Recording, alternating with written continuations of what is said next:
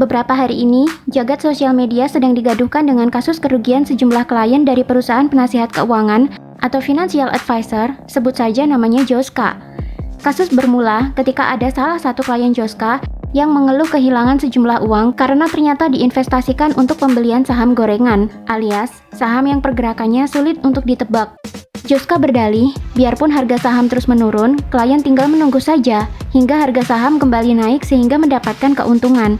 Tapi masalahnya, saham gorengan tersebut yang berkode LUCK milik PT Sentral Mitra Informatika Tbk sudah pernah mencapai harga puncaknya. Dan sekarang harganya cenderung menurun, akibatnya dana investasi milik klien terus mengalami kerugian.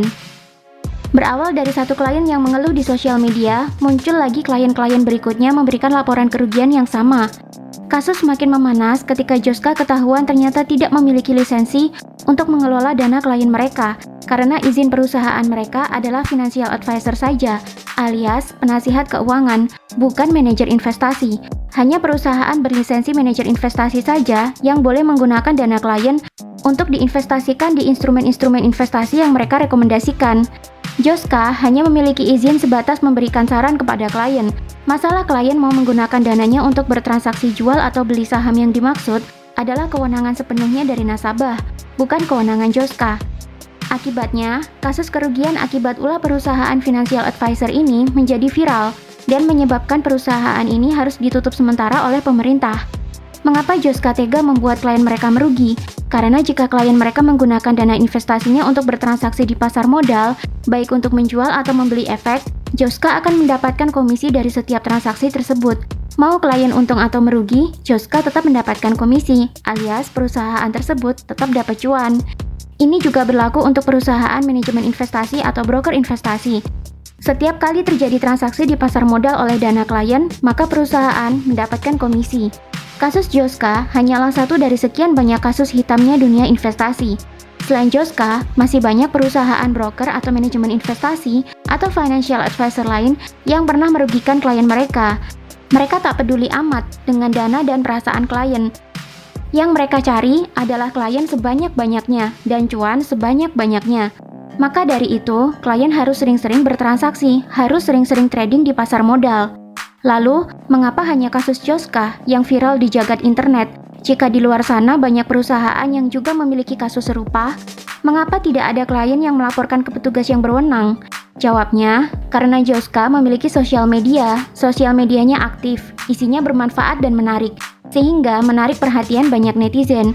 Selain itu, karena perusahaan ini aktif di sosial media, maka mereka pasti mendapatkan banyak klien dari kalangan milenial. Salah satu sifat milenial adalah mereka cerewet di sosial media. Beda dengan generasi di atas mereka, seperti generasi X atau baby boomers, mereka lebih jarang menggunakan sosial media. Sedangkan perusahaan lain sedikit sekali yang aktif di sosial media. Dan klien mereka kebanyakan memang generasi senior yang memang tidak biasa menggunakan sosial media. Sehingga mau ada kasus apapun, kasusnya tidak terblow up di dunia maya. Dan di video ini saya akan membongkar bagaimana kelamnya dunia manajemen atau broker investasi atau financial advisor dalam mengelola dana klien mereka, sehingga mereka tega membuat kliennya merugi demi mendapatkan komisi. Mengapa saya bisa membagikan pengalaman ini? Karena saya dulu sehabis lulus kuliah pernah bekerja di salah satu perusahaan broker investasi. Kadang mereka menyebut diri mereka broker investasi, kadang mereka menyebut diri mereka manajemen investasi. Sebelumnya kalian harus paham dulu bagaimana cara berinvestasi di pasar modal, atau disebut juga pasar saham atau pasar keuangan. Di pasar modal, investor bisa memilih untuk berinvestasi di saham, obligasi, reksadana, dan derivatif atau futures. Jika kalian memilih untuk berinvestasi di saham dan derivatif atau futures, keuntungan bisa kalian dapatkan dari selisih harga penjualan dengan pembelian. Sejatinya, setiap hari, saham dan derivatifnya diperdagangkan mulai dari pagi sampai sore. Setiap hari, para investor dan perusahaan manajemen investasi lainnya bertarung melakukan transaksi jual dan beli supaya mendapatkan keuntungan. Dari mana keuntungan ini diperoleh? Ya dari selisih transaksi yang kalian lakukan. Misalnya, jika saat awal pembukaan kalian memilih untuk membeli saham A dengan harga Rp500, kemudian menjelang sore harinya ternyata harga saham terus naik dan menguat ke angka Rp600. Kemudian kalian menjual saham tersebut, maka kalian akan mendapatkan keuntungan karena kalian membeli saat harga rendah dan menjual saat harganya tinggi. Keuntungan dari satu transaksi ini adalah harga jual dikurangi harga beli sama dengan Rp600 dikurangi Rp500 sama dengan Rp100. Kalian untung Rp100. Begitu pula jika kalian memutuskan untuk bertransaksi kembali dengan menjual saham A di harga 700. Namun ternyata beberapa jam kemudian saham merosot turun ke angka Rp400. Karena kalian sudah menjual di awal, maka sekarang kalian tinggal membelinya lagi. Dari transaksi ini kalian tetap untung, karena di awal kalian telah melakukan keputusan menjual saham yang diprediksi akan turun harganya. Keuntungan kalian dari satu transaksi ini adalah harga jual dikurangi harga beli sama dengan Rp700 dikurangi Rp400 sama dengan Rp300. Bagaimana jika kalian salah memprediksi? Misalnya, kalian terlanjur mengambil transaksi jual ketika sahamnya ternyata naik. Ya, kalian akan mendapatkan kerugian. Misalnya kalian memprediksi harga saham A akan mengalami penurunan harga. Karena itu dengan percaya diri, kalian melakukan transaksi menjual saham A dengan harga Rp700. Prediksi kalian, saham A akan turun, sehingga ketika harganya murah, kalian bisa lakukan pembelian. Tapi ternyata tidak, sahamnya malah terus naik hingga menembus angka Rp1.000. Dari sini kalian mulai panik dan khawatir harga akan terus melonjak ke angka Rp2.000, Rp3.000, dan seterusnya. Sedangkan setelah menjual, kalian tetap harus membeli. Mau tidak mau, kalian harus melakukan pembelian. Misalnya ketika harga sahamnya telah menyentuh angka Rp1.000, supaya tidak semakin banyak kerugiannya. Di sini, kalian tidak mendapatkan keuntungan, malah merugi, karena harga jual lebih rendah daripada harga belinya. Berapa kerugian yang kalian terima? Ya, Rp700 dikurangi Rp1.000 sama dengan rugi Rp300. Kerugian akan semakin besar jika kalian tidak segera menutup transaksi dengan melakukan pembelian. Perlu diingat, dalam sekali transaksi selalu ada jual dan beli. Ini adalah dua hal yang tidak bisa terpisahkan. Bagi klien yang ingin berinvestasi di pasar modal tapi tidak memiliki waktu dan pengetahuan yang cukup, biasanya mereka memberikan dana investasi mereka ke perusahaan-perusahaan broker atau manajemen investasi untuk diperdagangkan di instrumen saham atau derivatif yang disarankan oleh konsultan keuangan mereka. Sebagai gantinya, perusahaan-perusahaan tersebut mendapatkan komisi dari setiap transaksi yang dilakukan menggunakan dana klien mereka, baik dalam transaksi tersebut menghasilkan keuntungan atau kerugian. Ini bisa jadi pedang bermata dua bila klien tidak memiliki pengetahuan investasi sama sekali, karena klien jadi tidak memiliki kontrol dan pengawasan atas dana mereka. Bila broker atau perusahaan manajemen investasi mereka nakal, uang klien bisa digunakan untuk trading sebanyak-banyaknya tanpa analisa teknikal dan fundamental yang mendalam. Padahal di setiap transaksi, resiko selalu menjadi tanggungan klien, bukan broker, bukan manajer investasi. Broker atau manajer investasi hampir bebas dari resiko, karena setiap transaksi yang dilakukan atas dana klien, mereka mendapatkan komisi. Baik klien untung maupun rugi, mereka tetap dapat komisi. Paling, jika klien merugi, mereka cuma dimarahin aja sama klien. Klien tidak bisa menuntut atau memperkarakan ke ranah hukum, karena mereka telah bekerja sesuai undang-undang dan yang mereka lakukan adalah legal. Inilah yang membuat banyaknya kasus kerugian di investasi pasar modal bermunculan dan membuat banyak klien menjadi trauma. Begitu pula yang terjadi pada perusahaan tempat saya dulu bekerja.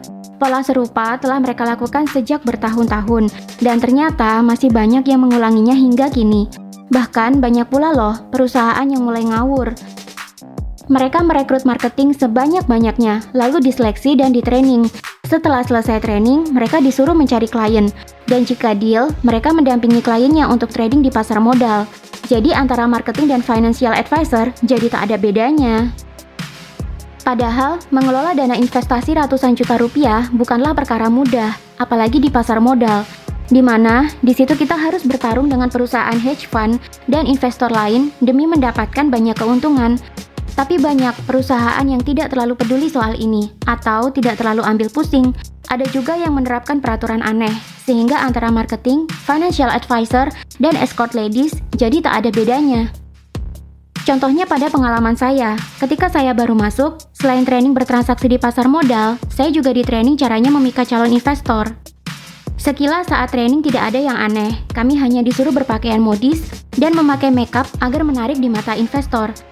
Namun pemandangan aneh menarik mata saya karena semua karyawan wanita di kantor itu tidak ada yang memakai rok selutut, apalagi celana panjang. Semuanya pakai pakaian mini, dengan rok hanya beberapa sentimeter di bawah pinggul. Lalu salah seorang senior di situ bilang pada saya, "Jangan pakai rok panjang selutut, pakailah rok mini, terutama kalau ketemu klien." Saya otomatis heran dong, dan tanya, "Kenapa?" Dia bilang, kamu harus memikat di depan mata investor, kamu harus tampil cantik dan seksi. Dan kamu harus menemani investor kemana saja mereka minta, termasuk menemani karaoke atau jalan-jalan, supaya mereka terpikat dan mereka mau menginvestasikan dananya ke perusahaan kita. Saya langsung mengerutkan kening dong, apalagi saya tipikal perempuan yang tidak suka dandan ke sembarangan orang atau acara. Apalagi ini disuruh dandan di depan investor yang saya tidak kenal, dan saya tidak tahu apakah mereka orang yang baik-baik atau bukan. Saat itu saya masih mencoba untuk positive thinking. Walaupun kami semua diwajibkan bermakeup, tapi saya memilih untuk belajar dulu soal pasar modal dibandingkan harus ribet belajar makeup di ruang HRD. Lalu keanehan lain pun terjadi. Ketika memasuki ruang HRD, semula kita barengan dengan beberapa orang. Ada yang modis, ada yang tidak, ada yang penampilannya glamor, ada yang tidak. Setelah wawancara dengan manajer, kami diseleksi lagi. Yang penampilannya tidak glamor, yang penampilannya sederhana, atau bahasa kasarnya yang kelihatannya kere, walaupun sebenarnya dia pintar, langsung disuruh pulang. Sedangkan yang cantik, apalagi kalau terlihat kaya, langsung diterima. Dan di awal-awal bekerja, kami langsung disuruh mengeluarkan database calon investor. Database ini dari mana? Ya semua kontak kami, ayah ibu kami, om tante kami, tetangga, kolega, dosen, semua saja yang kelihatannya punya uang, langsung disuruh telepon dan diajak ketemuan untuk ditawari trading di pasar modal lewat perusahaan itu. Mengapa kontak kami ditelusuri dulu? Karena perusahaan itu berprinsip, investor akan lebih percaya untuk menginvestasikan dananya kepada orang yang sudah mereka kenal dibandingkan dengan yang belum dikenal. Padahal ini berbahaya. Menginvestasikan uang kepada orang yang belum kompeten di bidang investasi jauh lebih berbahaya dibandingkan menginvestasikan uang ke orang yang belum dikenal tapi sudah punya track record bagus di dunia pasar modal. Tapi perusahaan mana peduli, yang penting segera dapat klien, lalu kliennya harus disetting. Gimana caranya? Mereka bisa banyak-banyak trading di pasar modal. Semakin banyak trading, semakin banyak perusahaan dapat komisi. Beruntung, karena saya bukan dari keluarga konglomerat, saya jadi harus susah payah mencari database calon investor sendiri. Dan saya mencoba menelepon beberapa orang secara random. Ternyata mereka semua sudah pernah tahu perusahaan broker investasi atau manajemen investasi. Dan tidak sedikit yang kehilangan puluhan hingga ratusan juta rupiah di perusahaan serupa. Bahkan ada yang sampai trauma. Saya mulai mencurigai, ada yang tidak beres dengan sistem kerja perusahaan ini. Ketika saya mencoba menelepon teman kakak saya yang kebetulan pengusaha sukses juga dan duitnya banyak, dia langsung membentak saya dan memaksa saya keluar dari perusahaan itu. Saya otomatis kaget dong, kenapa dibentak-bentak. Tapi teman kakak saya ini kemudian berbaik hati untuk mengajak bertemu dan berjanji akan membuka permainan jahat perusahaan broker atau manajemen investasi yang nakal seperti ini kepada saya. Waktu ketemuan pun tiba dan teman kakak saya ini bercerita, seingat saya, inilah yang beliau katakan. Saya sudah tahu perusahaan manajemen investasi atau broker investasi seperti itu sejak bertahun-tahun yang lalu. Semenjak saya belum menikah, saat itu saya masih muda dan baru mendapatkan profit puluhan juta rupiah per bulan dari bisnis yang saya rintis. Kemudian saya ditawari oleh seorang broker dari perusahaan X untuk investasi dana di pasar modal. Awal mula saya cuma menginvestasikan sekitar 30 juta rupiah dulu untuk coba-coba. Dan ternyata saya mendapatkan profit banyak, saya profit 25 juta rupiah. Karena profitnya banyak, semua dana saya yang ratusan juta itu saya investasikan ke perusahaan X dan saya buat trading indeks saham gabungan. Cuma dalam hitungan hari, uang saya lenyap karena merugi. Saya otomatis stres dan marah dong, itu uang yang saya kumpulkan dengan susah payah. Saya berbisnis bertahun-tahun, hasilnya hilang dalam waktu beberapa hari.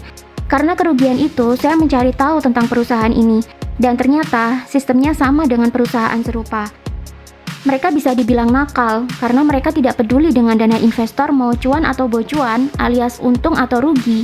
Karena asalkan investor melakukan trading, mereka pasti dapat komisi. Kalau investor rugi, mereka tinggal pasang muka memelas, minta maaf ke investor, selesai. Mereka akan pakai banyak alasan, mulai dari ada bandar lah, market sedang labil banget lah, kondisi politik dan ekonomi sedang buruk lah. Pokoknya banyak alasan yang dipakai untuk berkelit. Besoknya mereka cari investor lain yang masih banyak uangnya. Dan kami sebagai investor tidak bisa melawan, apalagi melaporkan mereka ke polisi.